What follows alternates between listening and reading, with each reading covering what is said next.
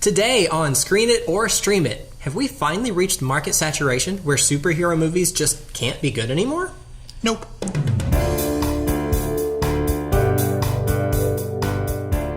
Avengers Infinity War is ready to be... What is that on your face? Did I get it? Yep, you got it. Good. Avengers Infinity War is rated PG-13 for intense sequences of sci-fi action and violence throughout, language, and some crude references. Avengers Infinity War is another chapter in the continuing Marvel movie universe. The much heralded and long-awaited supervillain Thanos finally arrives in center stage to challenge the cast of heroes that Marvel has been building up for the last decade. The story revolves around Thanos believing that the universe is overpopulated and seeking an all-powerful superweapon to randomly slaughter half of all life in existence to maintain balance. The Infinity Stones needed to power the superweapon have been teased in previous chapters several times, and that all comes together here. Thanos dispatches several of his children to Earth to hunt down 2 of the Infinity Stones that were located there. That's where they run into trouble because both were already recognized as important objects and were being protected by the superheroes, namely Doctor Strange and Vision. As with previous Avengers movies, this one employs an ever-growing cast of heroes, including the Guardians of the Galaxy, Black Panther, Scarlet Witch, Thor, Spider-Man, Captain America, Iron Man, Hulk, Black Widow, and more. All of these heroes are put to good use throughout the course of the story, and a series of knockdown, drag-out fights take place to determine the fate of the universe. It certainly sounds like it could be a lot of fun, but how did we like this one? This time we actually all agree it's a good movie.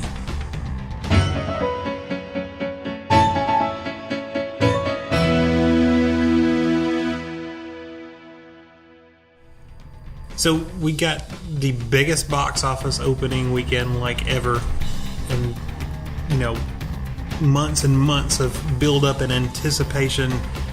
Was it really worth it? Like, does it live up to the hype, to the... Well, yeah, I mean, not best movie ever, but yeah, it was good. If you liked the other Avengers movies, if you've already seen them, this one lives up to that line of it's a worthy sequel, I would say. It was good. It was fun. And the effects were top notch, which you kind of expect that from Marvel. They better not do bad on that. And the story was big, really big, almost too big. Like, there were just so many characters doing so many different things, and I was getting really worried in the middle that it was not going to come together. Like, there were too many things happening, but I really felt like they pulled it off in the end. It really came back around, and it worked. I was worried going in, I was worried with the first Avengers, really. There's too many characters. But as the Avengers go, we've introduced more characters and more characters, and just how do you put all of those people together and still have something that makes sense out of it? Because there's just so many characters over such a big span of time and space, and it seems like it would just come out to be a horrible mess, and it really doesn't. They did a really good job of unifying everybody, kind of tying it all together. It was funny because when we walked out, I was a little disappointed that there are some characters that don't appear that we already know about, and I was like, oh, I missed that character.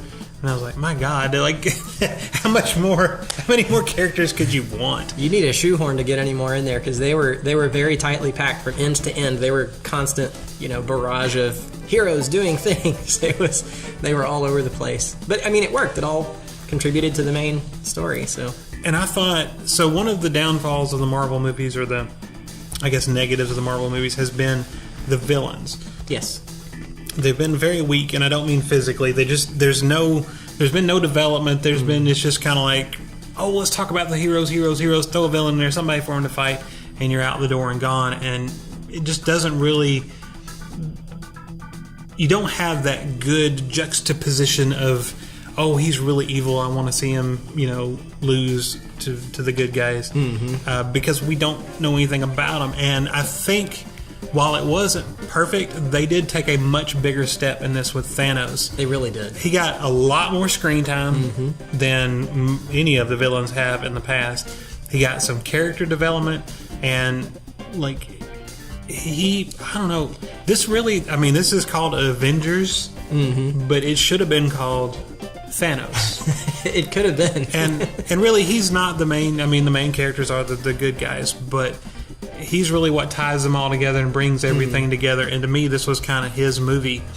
And I almost wish, and I know they won't do it because I'm sure it's not going to make $100 billion opening weekend, but I almost wish he had his own movie, because you take Captain America, right? Captain America's had, several movies up to this point. We spent a lot of time to get to know him. And you put him in the Avengers, well, that's great. He's there. We don't have to develop him. Right. Same with, Iron Man. Black Panther just had his own movie, but he has appeared in, other stuff before that. And so, all of the good guys have some development, some backstory. We know things about them. And the villains just kind of show up, and they're, oh, here's a villain, here's a villain. And although we have got a little bit of Thanos throughout different things, but it's here and there, but it's just been tiny little bits. So they did spend some time showing Thanos what he does, what he's about, why he's doing things, and I think that makes him probably the best villain, in any of the Marvel movies so far. Yeah, just from the perspective of, hey, we got some backstory on him and some development. He was, well developed, well used, certainly better than any of the others. I cannot think of a single one that I would even dare to pit against that, because they just did not spend the time with the others that it would have required to make. And I really like, he had some henchmen, I don't know what you'd call them for a better word. Children. And so the funny thing was, I was thinking, okay, yeah, Thanos got some backstory. They had none. There is nothing on them at all. Only from the one who wasn't actually a henchman, but that's... Yeah, but there was that much. I mean, it was minuscule. That's true. But I still really liked them. The character design was really cool, and they made good bad guys. I liked them.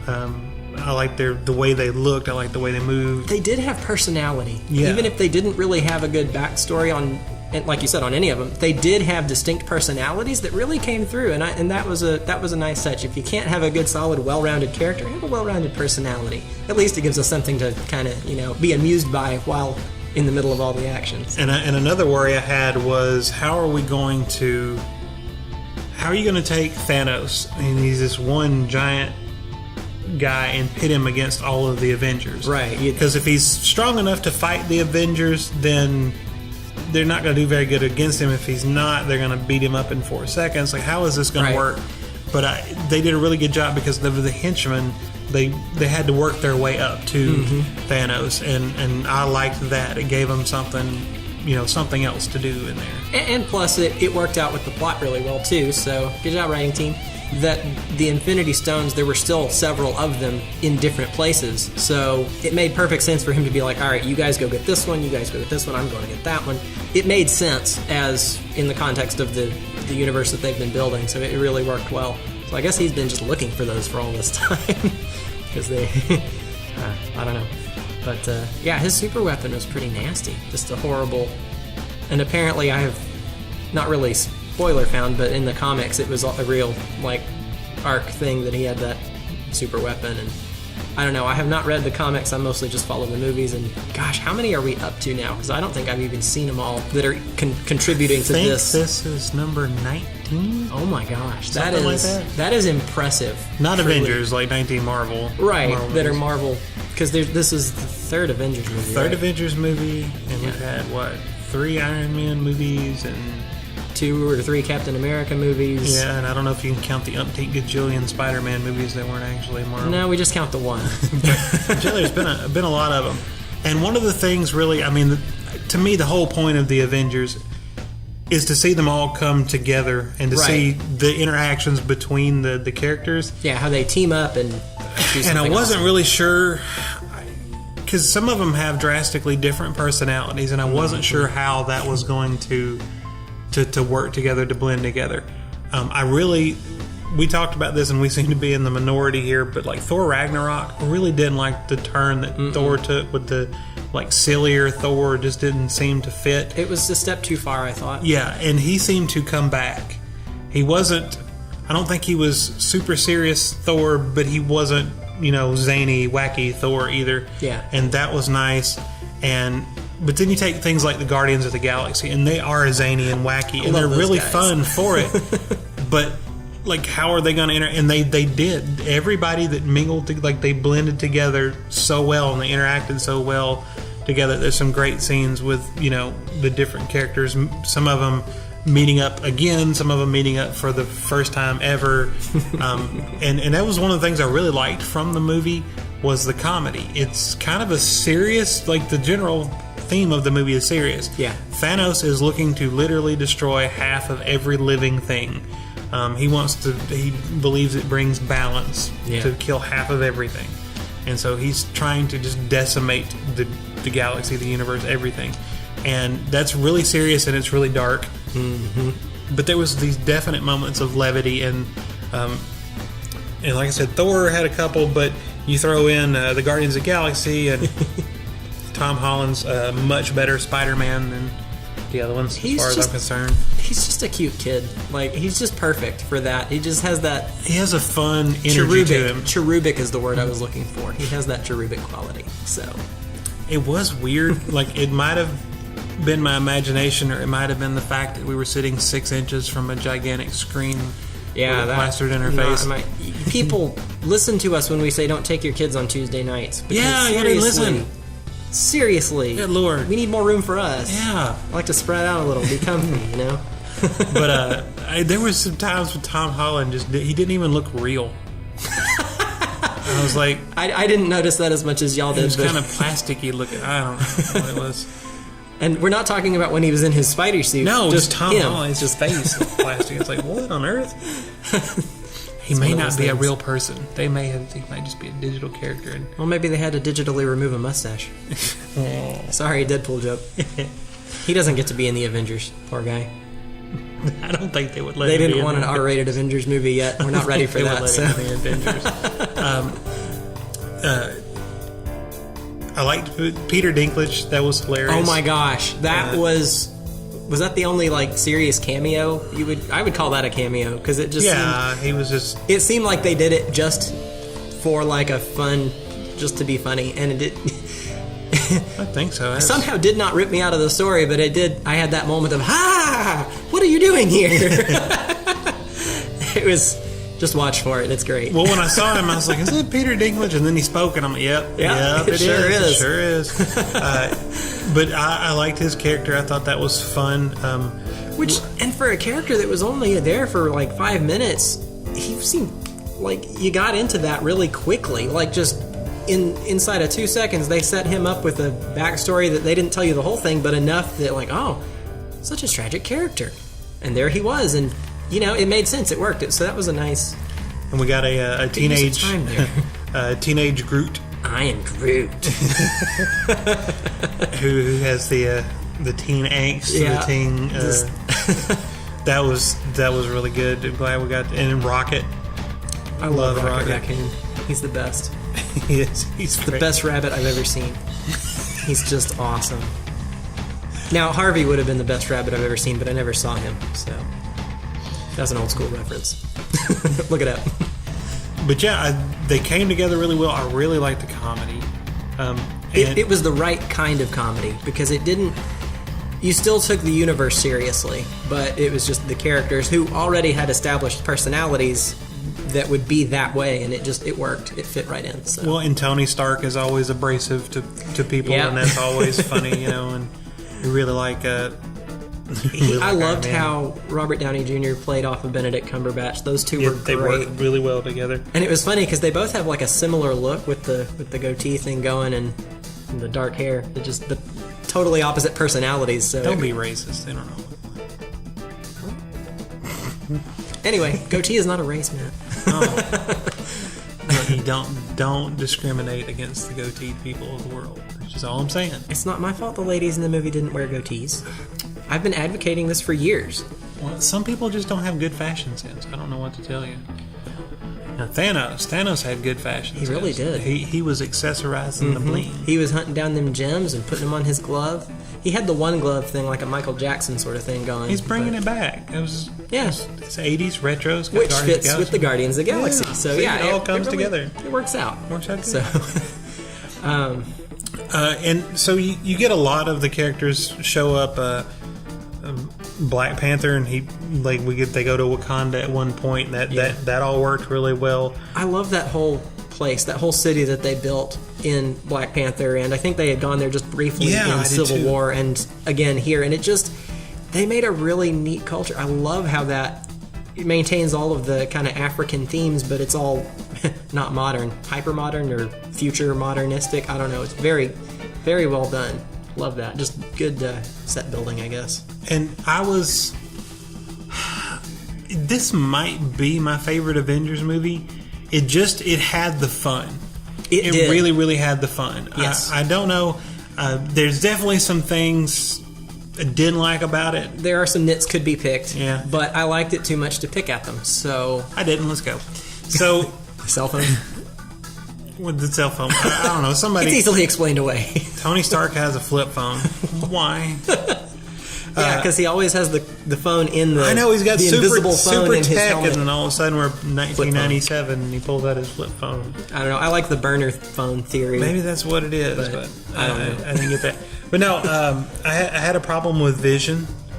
Yeah, what the heck, Vision? Not my Vision. Well, I kind of did have a problem with my Vision because it's screen, but he just seemed more awesome the first time we saw him. He seemed a lot more awesome. Yeah, like he couldn't do anything. He couldn't get going. Well, whether he couldn't, he just didn't. He just didn't do anything. He just kind of rolled over and played dead for the entire thing, and it's like, do something. Do something. Everybody else was doing all the work. Yeah, everybody was trying to save him, and he was and he just, I don't know. It was. And I didn't like that. That was off-putting. He seems like he could have been a great use to the Avengers fighting, these ultimate battles things. Right? Because he's supposed to be able to fly and shoot laser beams out of his head and stuff, but no, none of that. So I didn't really like that. I didn't like Thanos' army. He's got like the little minion dudes? I liked those guys. You're very scary. Lots of teeth. But there was like 6 quadrillion of them, and they were all the same. It was to me. That's how minions work. But it was just you get one good one and clone them. Well, that's true. And it was like, I didn't like that. I knew they were CGI, but I never questioned them. So, well, and again, and there was some. I don't know if you call them cameos, but there were appearances by some of the Marvel characters that were like 5 seconds of, "Hey, look, we're here." Bye. And I didn't really care for that. Of course, you can't make me happy either way. The movie's almost too long. It's 2 hours and 40 minutes or 2.5 hours. Yeah. It is a long movie, especially sitting in a very crowded theater. Yeah. But, so the movie's too long anyways. You got too many characters, but then they excluded some of my favorite characters, and then they threw in some characters I really liked for 5 seconds and then brushed them aside, and it was like, And so I didn't like that, but I don't know. There's no good solution to that. If you'd added them in, it would just been more time. So right, and it was already stretched. I mean, as we said, so close to being biting off more than they could chew with the story and balancing all the characters they did have. Because there were a couple I almost forgot about because everything else that was going on, and they had gone somewhere. And then it finally came back to them, and then I remembered, oh yeah, they went to this place. Well, and something else, and I think this is really the big one. We had talked about, a bunch of people keep using, superhero fatigue. Oh, I've got superhero fatigue. They just, superhero, so many, so much, and we're tired of it and whatever. And one thing I always said was, like, I don't get superhero fatigue because Marvel does such a good job of making... they make cinematic pieces that are action movies or sci-fi movies or comedies, right? And with superheroes in them. So to me, they don't really get old. This was done very well, but did feel very much like a superhero movie. It was very superhero and I don't want to say that's like a bad thing, but and I also don't have a solution to this because if you're going to have an Avengers movie, there has to be a reason for all of these great heroes to come together, right? So there's got to be some giant challenge. But the problem is, once you get to a certain scale, like it's just ridiculous. They're trying to save the universe again, and so I'm going to kind of paraphrase Eddie Izzard, who's a British comedian, and he was talking about murder and people dying, and he was actually talking about like genocide. But he said, if you kill one person, and I can't remember the exact quote, but it's something like, if you kill one person, we lock you up and throw away the key. If you kill 12 people, we lock you up and study you. If you kill 12 people, we kill you back. If you kill like 20 people, we lock you up, put you in a glass cell, and look at you through a peephole. If you kill 2 million people, we don't know what to do with you because it's reached a scale that our brains just can't comprehend anymore. And I think these movies are so big, and literally, I mean, this thing spanned galaxies, and It's just so big that I had a very hard time like wrapping my head around it and really feeling any like I know he's coming to Earth and he's going to destroy Earth and he's not going to destroy Earth. That's actually not his goal. His goal is just to kill half of Earth. Yeah, just half. But I didn't feel any threat from it because it's just too big. I can't. Half of everybody being gone doesn't comprehend, and I missed out. And I know a lot of people, they were devastated by it. Oh, whatever. I just didn't really feel a threat there. Yeah, because it was so big. It also doesn't help that they, schedule all the movies 15 years in advance, so Yeah, they're planning a sequel, so... Yeah. And that was another thing I really didn't like was, and again, I don't know what you do about it because it's already long. Yeah. But it's half a movie. It's just 2.5 hours. Yeah. But it pretty much, I don't know, would you call it a cliffhanger ending? It's not really a cliffhanger. I don't think it was supposed to be. But it didn't end. It definitely, if it was been a TV show, it would have had a little thing at the bottom that said tune in next week to see the exciting conclusion of. It definitely had a feeling that, it was the end of the movie, but it definitely had the feeling that there is more to come. Well, and it reminded me very much. It literally had that on the end. Will return, right before the credits rolled. Thanos will return. Yeah. So. But I felt very much kind of Lord of the Rings when you went and saw the first one, the second one. We knew it was coming, but still, Lord of the Rings. They go over the hill, credits, and you're like, oh, yeah. Where's the rest of the movie? And again, I don't know what you do because I want character development. I want all the characters, but I don't want to sit there for 4 hours. So I don't have a good answer, but it does feel a little cheapish to just get half a story. There is so much to say on this one because it's just so big, but we're running short on time. So, all right, what do you got for a streaming option? So, does not match, feel very well, but I think I at least got the plot down. So, 1987 R-rated action sci-fi thriller. I always thought it was a horror movie, but it's not labeled that way. Predator.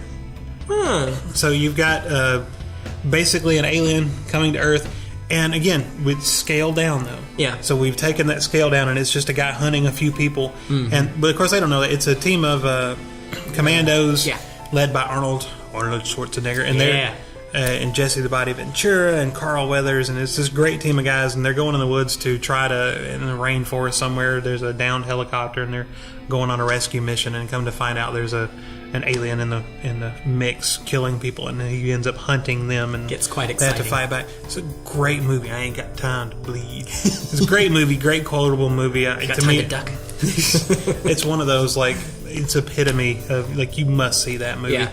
And again, to me it was always kind of a horror movie, right? Because aliens hunting people, and so definitely doesn't have the lighthearted. Although there's some great lines and stuff that make you laugh. But definitely much, much darker and less lighthearted than the Avengers. But still, it's a group of people trying to save Earth from an alien. So, Predator, the original one. I like it. I also went with kind of a different, darker... Mine feels like kind of a stretch. But I'm going with 1981 R-rated Das Boot, which is German. And actually, you have to watch it with subtitles. But... it is the story, and it kind of doesn't really have a plot exactly, but it's the story of a German U-boat. I think it's U-96 or whatever, I don't know. But, so they're patrolling in the Atlantic and trying to sink British ships any chance they get. And it's about all their boredom and sheer terror when they come under attack themselves and get hunted by destroyers and depth charges. And it's a war movie. And so I guess the war aspect is kind of there. And there was some small element of feel that was kind of similar, but I can't really talk much about that. But I think Das Boot was much better. It was certainly better received by critics and audiences, surprisingly, because Avengers was very well received. But Das Boot, I recommend it. It's a good movie. If you like submarines and claustrophobia and boredom. They were being bored. The movie's not boring. But anyway, that's all. That sounds like the worst, It's a good movie. Just go watch it. Submarines, claustrophobia, and boredom. This movie's for you. And sheer terror. Anyway, that's all our time. Thanks so much for watching Screen It or Stream It. And remember, don't take your kids to the movies on Tuesday nights. That's when we go.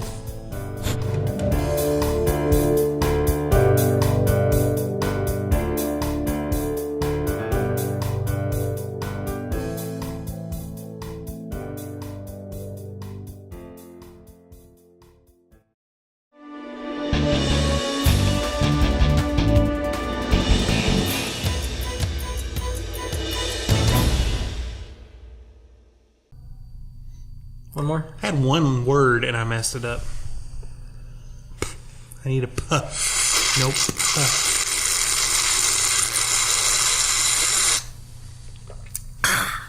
Your tea looks a little weak. That's vodka! Okay. Well, your vodka looks a little strong.